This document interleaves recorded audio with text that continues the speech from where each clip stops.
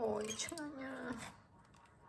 Bảo dù dùng thơm mà đo mình sắt nè. Ôi chẳng mong bọn nó này hỏi. Anh ấy có plụ ấy nè cha, có plụ ấy. Có plụ ấy bài mà chan cha. ក្បាលវីដេអូមកគឺថាស្រក់ទឹកមាត់តែម្ដងចាបងប្អូនទេមើលតែខ្ញុំធ្វើអីដែរចាគឺថាគាត់ឃើញកូនត្រីមួយគ្រឿងបុកហ្នឹងគឺដឹងថាធ្វើខ្នប់បាត់ហើយចា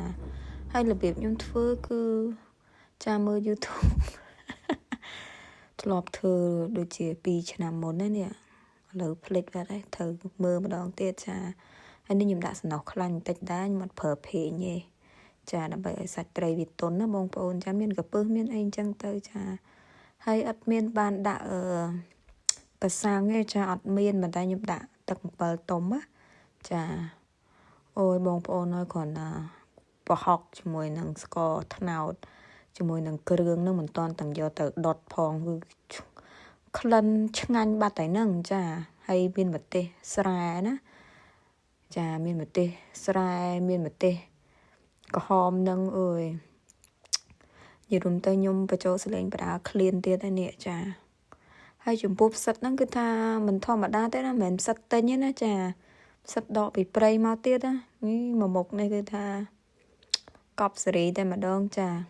ដល់វគ្គយកទៅចំអិនហើយគឺខ្ញុំខកស្លឹកមកចានេះស្លឹកចេកទូចមួយហ្នឹងស្លឹកចេកខ្លួនឯងហ្នឹងចាកាត់យកមកហើយចាអត់បានទិញលឹកចេកបងប្អូននៅឃើញតែធ្វើតែខ្នប់ខ្ជិលទិញមកនាំខាតចាអញ្ចឹងទៅរុំអាស្លឹកហ្នឹងទៅដាក់លឹកចេកបន្តិចទៅហើយដាក់អាឡូយមីញ៉ូមរុំពីក្រៅអញ្ចឹងទៅចាឥឡូវចាំអ៊ុតទាំងអស់គ្នាមើលអ៊ុតពេលថតក្បាលវីដេអូមិញឲ្យគេឃើញហើយឲ្យគេអ៊ុតด้วยចានេះបងប្អូនខ្នប់កប់ញ៉ៃមែនអ្នកចូលស្លេងនេះចាហើយនេះសម្រាប់ភ្លក់ចាហើយនេះសម្រាប់អាមែនតែនចាឃើញពណ៌តំណងកចាអានេះខ្ចប់យកទៅហើយចាហើយឥឡូវដល់វគ្គភ្លក់ឲ្យបងប្អូនចាអូយ